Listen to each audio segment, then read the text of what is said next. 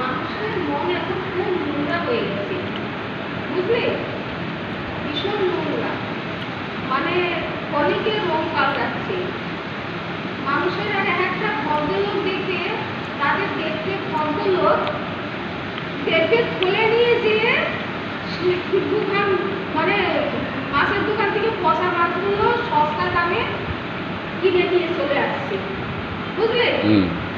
আর যারা ভালো, তারা কোনোদিন ওই পচা মাছ কিনবে না, তারা ওই ভালো মাছটা খাওয়ারই চেষ্টা করবে।